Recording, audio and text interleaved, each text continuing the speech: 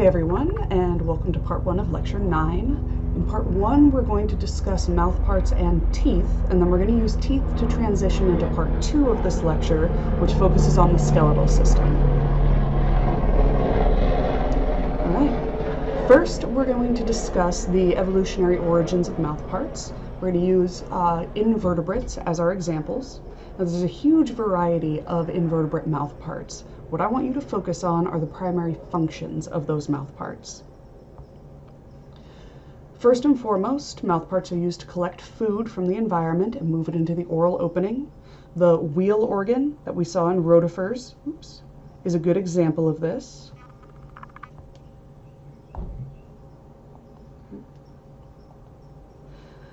The wheel organ, seen here, pulls food, microscopic food, in from the environment towards the mouth. Next major function of mouthparts is to collect food off of hard substrates or surfaces. That's what substrate means. It's just the surface the animal is on. Scraping or grinding food off of surfaces is very common. You saw this in echinoderms, for example. The Aristotle's lantern was the mouth part that we saw in sea urchins. It was pentaradial, meaning it had 5-part symmetry. There were 5 triangular pieces, all connected to each other, sort of in a ring, and they ended at the opening to the mouth in these flat, almost shovel-shaped structures. These can open and close and grind away at the algae, say, on the surface of a rock and pull it into the mouth of the echinoderm. Right, next function. Both of these are functions that are exhibited by the mouthparts of predators.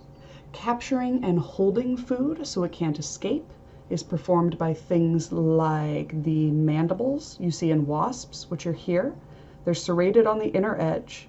Okay? They're attached to incredibly strong muscles inside the jaw, and they can open and close like a bear trap, grabbing onto a prey animal and making sure it doesn't escape. Mandibles can also do a second job, which is they can crush or tear apart a prey animal into pieces that are small enough for the predator to swallow. Another example of mouthparts that do this in invertebrates are the beaks of squid. They are pointed, so they can stab into and capture prey, and then they can also rip off pieces that are small enough to then be swallowed. The next 2 functions also are functions you see of predatory mouthparts. Very specialized, very derived mouthparts, like what you see in the Cheliceratta, can deliver toxins to prey to paralyze them, and can also inject digestive enzymes into prey, allowing the prey organism to be digested outside the predator's body. Okay. You see both of these functions in the chelicera of particularly spiders. This big structure up here, that's actually the chelicera. It's covered in exoskeleton, and it houses the glands that produce both the digestive enzymes and the toxins. What we mostly associate with spider mouthparts is this structure down here, the fang. The fang is essentially just a needle, a hypodermic needle, that's used to actually inject those materials produced in the chelicera into the body of the prey animal. Now, spiders do not use their fangs like straws. They push materials out through the fangs, but they don't suck anything up into them. It's a common misconception that spiders drain their prey like a vampire would, when in fact they use those digestive enzymes injected into the prey to soften up its body, and then they'll use their fangs to mash up the body and to push chunks of it into their mouths, which are actually located back in here. Now, that's all I want you to know about invertebrate mouthparts. There's a lot more to it, a lot more diversity, but it's too much detail for us right now. Instead, we are going to focus in on a very special kind of mouthpart that are called teeth. Okay? Teeth are only found in vertebrates. Notice I was careful not to use the word teeth to describe any of those structures we just saw. It's because it has a taxonomic meaning. It's the name of certain structures only found in the vertebrata. Now, teeth are not found in all vertebrates. Remember our agnathans, superclass Agnatha, which is made up of class Myxini and class Cephalospidomorphi? These guys lack bony teeth entirely. Instead, they have these cone-shaped teeth that are just made of keratin, not bone. All other vertebrate taxa, though, have bony teeth as their ancestral state. So the agnathans branched off from the rest of the vertebrates before bony teeth evolved. So where did bony teeth come from? Remember when we were talking about integument and we mentioned those dermal denticles? The dermal denticles along the margins of the teeth probably started to be used to grind up food. And over evolutionary time, they slowly started to ossify, meaning they turned to bone. Modern teeth are all derived from bone. Now, teeth are really adaptive. The diet of an animal can actually be determined just from looking at the dentition of the animal alone. The dentition meaning the shape and number and position of teeth in the mouth. The diet is what determines the dentition of an organism. Teeth are highly variable across taxa of vertebrates because diets are really variable as well. Predators are going to have very different teeth from prey animals. Prey animals like herbivores will have different teeth than omnivores or more generalists. Okay. But while teeth are really variable among the vertebrates, they tend to be really similar within each type of vertebrate. So this is the mouth of a canid. Okay? This could be a dog. In fact, it is a dog, but it could be a wolf, could be a coyote. Wolves, coyotes, domesticated dogs, foxes, they're very different animals, but their tooth patterns are almost identical. They're incredibly similar. Tigers, house cats, fishing cats, leopards, again, very different animals, but if you compare their teeth, they're almost all identical. So within like groups of vertebrates, teeth are very conserved, they tend to be the same, but when you start comparing them across groups, like comparing the teeth of a cat to the teeth of a cow, they're incredibly variable. Now, as variable as the shape of a tooth can be, the structure tends to be pretty conserved. They all have this pulp cavity on the inside, which is soft, hence the name.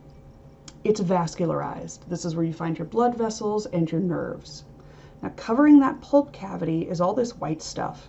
This is the hard protective layer. It's called cement. It's made of non-vascular bone, and it's really rich in collagen. So it's not super flexible, but it has a little bit of give to it.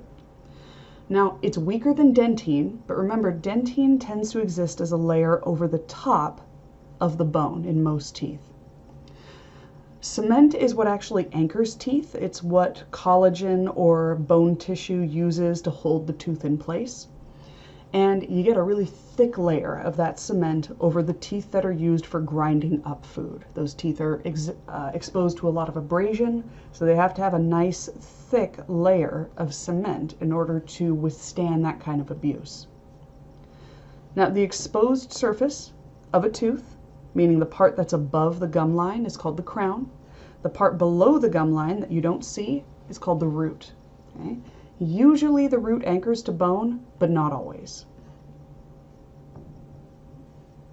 Now, there's some characteristics of teeth we need to talk about.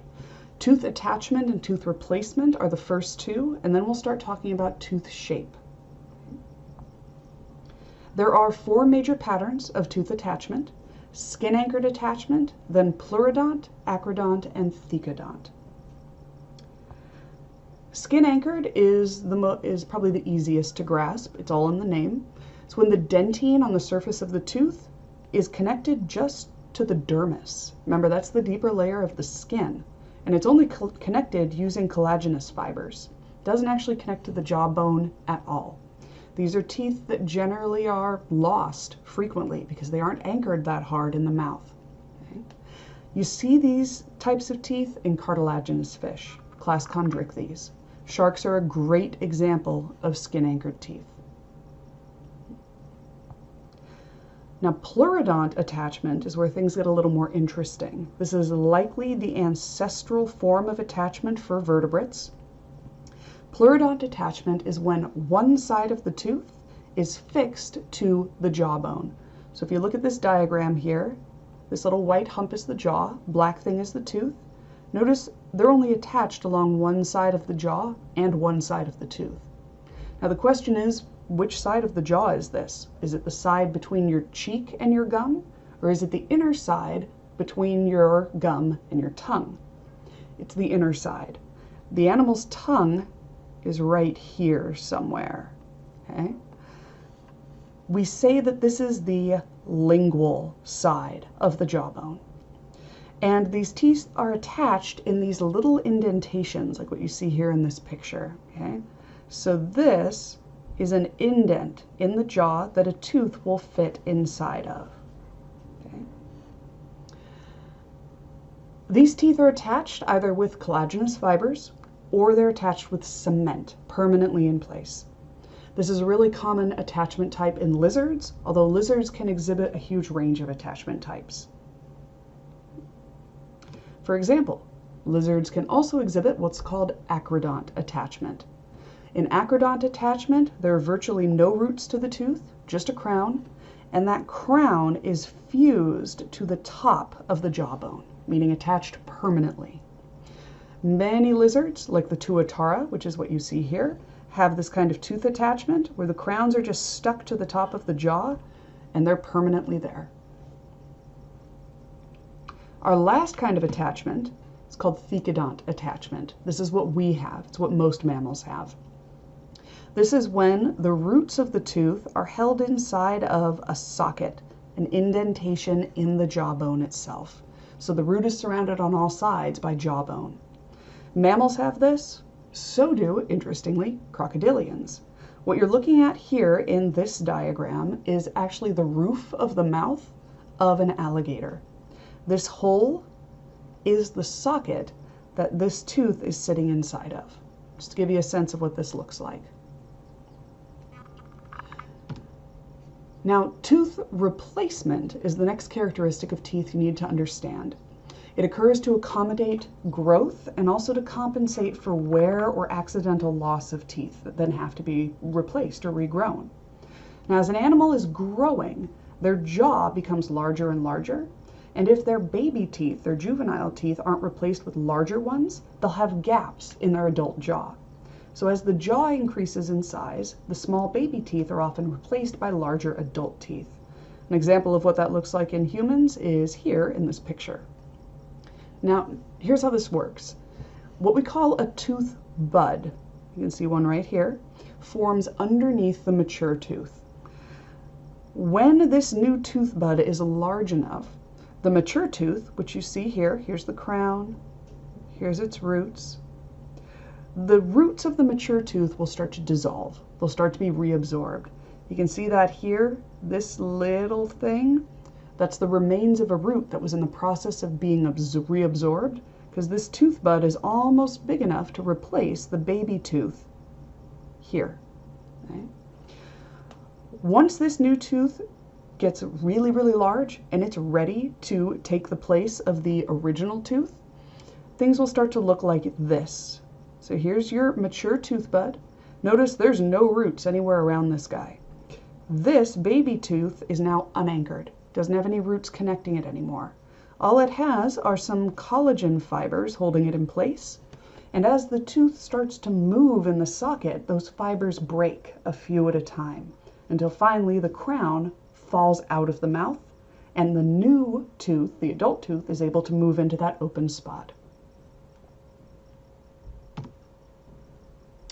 Now there's two major patterns of tooth replacement, and then there's the lack of tooth replacement entirely. First kind of tooth replacement is called polyphyodont replacement, poly meaning many. This is when teeth are replaced continuously over an organism's lifetime. Sharks are a great example of this. You see these teeth lined up along the lingual or tongue side of the shark's jaw. They're like a conveyor belt.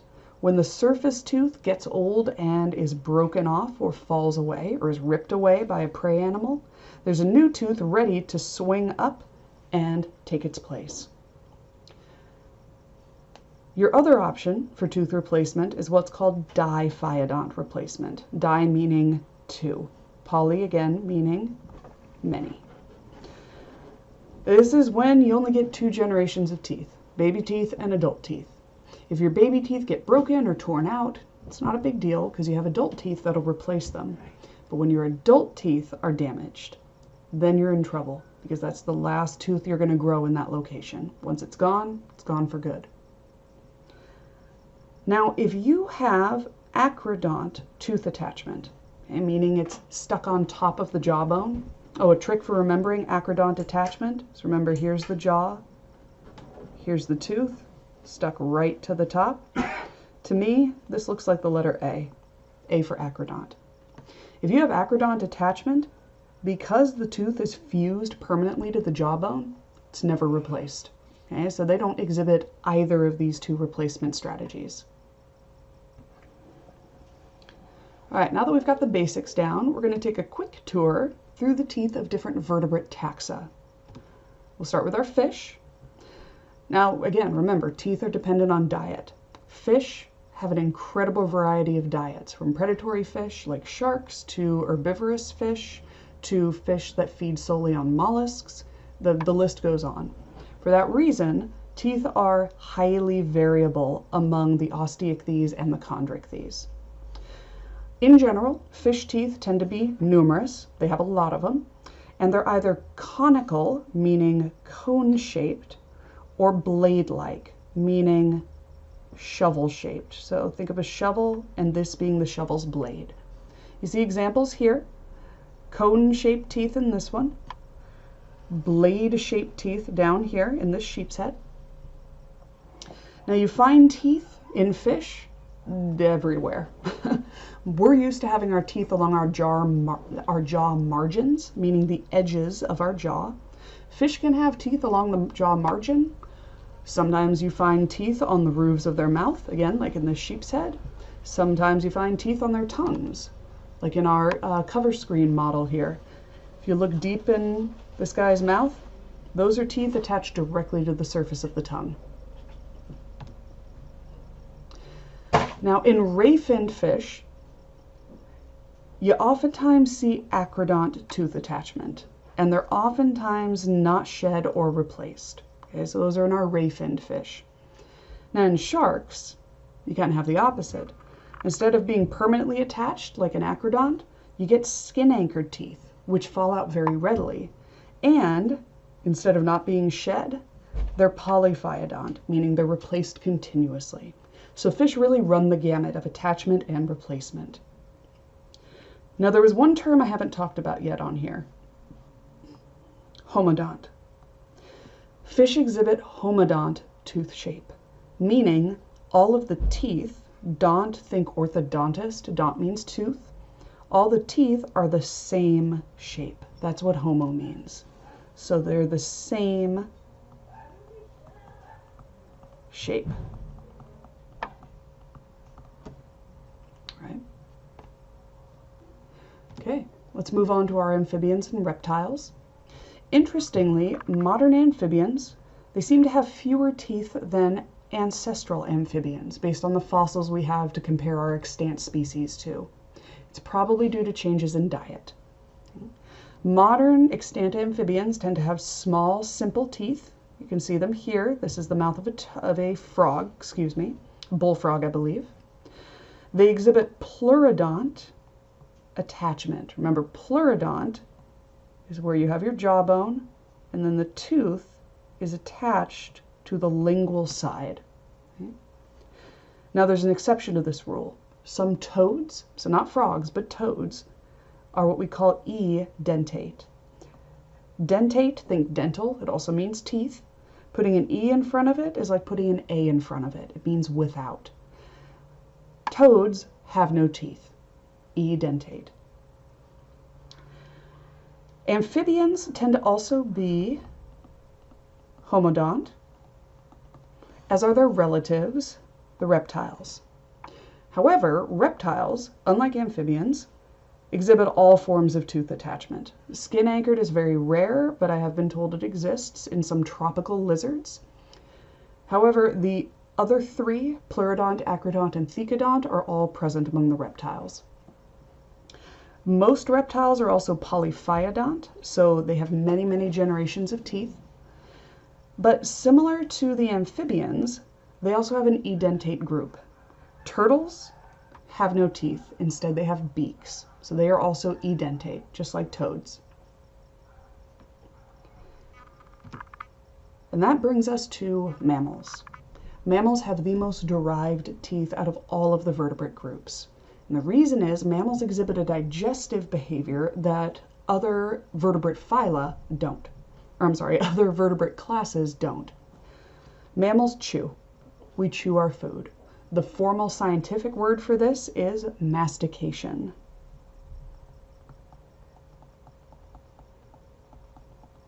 Mastication is the act of chewing one's food. The advantage of this is it really dramatically speeds up your digestion. Chewing food breaks it into smaller pieces. It makes that surface area to volume ratio more favorable. There's more surface area compared to the volume of the piece of food. All that surface area provides spots for acids and enzymes from your digestive tract to attack that food particle and release nutrients from it very quickly. Okay, so chewing's really adaptive for digestion. The trick is it requires a lot of special structures. You have to have special mouth morphology, and you've got to have special dentition. You have to have specialized teeth. Okay. Some of that mouth morphology we're going to talk about. First up, you've got to have an articulated jaw. Articulated means highly mobile. The jaw joints have to be able to allow the jaw to move in a lot of different directions, side to side, up and down, forward and backward, to allow the jaws to grind the teeth together and chew up the food that's caught between them. Okay? If you look at a video of a crocodile eating, it eats like this. It's because its jaw isn't highly articulated. It can open and close, but it can't move side to side, and it can't move forward and backward. If you watch any mammal eat, especially a primate or an herbivore, you see that their jaws almost move in a circular pattern. Okay? That's a lot more mobility in the jaw, a lot more articulation. You also have to have cheeks. Cheeks are there to hold food in an animal's mouth while it's chewing it. Because otherwise, without cheeks, imagine a shark eating, or again a crocodile, food is constantly falling out from between their teeth out the sides of their mouth. It's not very efficient. If we didn't have cheeks, we would have a really big problem trying to hold food particles in our mouth long enough to chew them up. You also need a mobile tongue to help move around all that food in your mouth as you're chewing it, to redistribute it, and eventually to move it from the front of your mouth to the back where it can be swallowed. And then finally, you need those specialized teeth. We call animals with specialized teeth heterodonts. Dont again meaning tooth, hetero meaning different or other. You have different shapes of tooth in your mouth, as opposed to being homodont, where all your teeth are the same shape. One thing I want to point out real quick before we move on, go back to this page. When you have homodont teeth, they're all the same shape, but they don't have to be the same size. So look at the teeth in this fish's mouth. You've got these huge cone-shaped teeth in the front, medium size, and then tiny ones. But they are all the same shape. In heterodont dentition, teeth can be the same shape, they can be the same size, but they don't have to be. I'll show you what I mean. I do want you to know about heterodont mammalian dentition. There's 3 major types of tooth. They have different shapes and different functions. One of those types has 2 subgroups to it. We're going to start at the front of the mouth, okay, anterior portion of the mouth, and move posterior.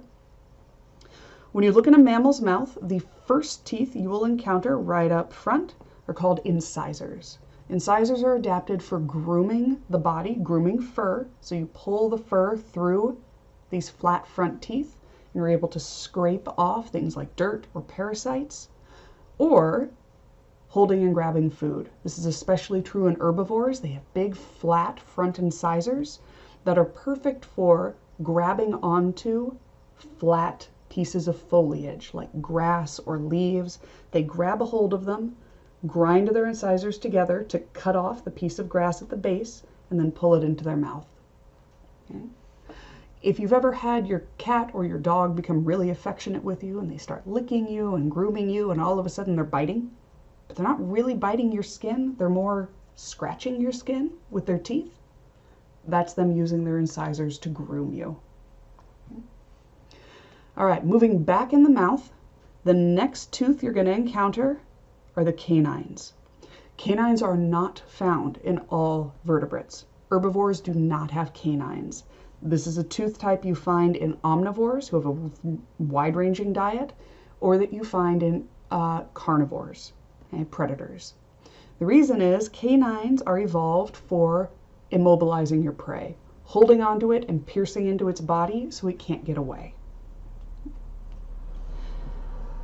Moving back in the mouth, the next teeth you would encounter are a large group of teeth we call the cheek teeth because they're usually hidden by your cheeks.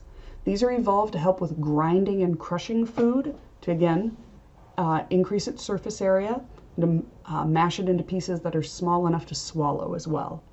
There's two types of cheek teeth, the premolars, which tend to have slightly pointed surfaces to them, and then the molars, which are larger and they're more flattened on top. Okay. Probably makes sense that in herbivores, the cheek teeth are going to be way more prominent than in the carnivores. Herbivores have to grind up their food more because it's wrapped in that cellulose cell wall. And remember, we have an incredibly hard time as mammals breaking down cellulose. One of the only things we can do on our own without the help of, say, symbiotic bacteria is we can physically break open those plant cells by crushing the cell wall. That's what chewing accomplishes for us when we are consuming plant material. Carnivores don't have to chew their food as much because it's protein-based, and protein is very easy for us to digest. So in carnivores, the cheek teeth tend to be less developed than they are in herbivores. Herbivores have huge molars and premolars. What I'd like you to be able to do is identify not just these 4 types of teeth. Okay? Remember, 2 of them are grouped together into the larger category of cheek teeth, but I want you to be able to tell me what their functions are as well. Premolars and molars both serve as a grinding tool. So these 2 do have the same function, but that function is different from the canines or from the incisors. So make sure you can tell the difference. All right, I'll see you for lecture 9.5.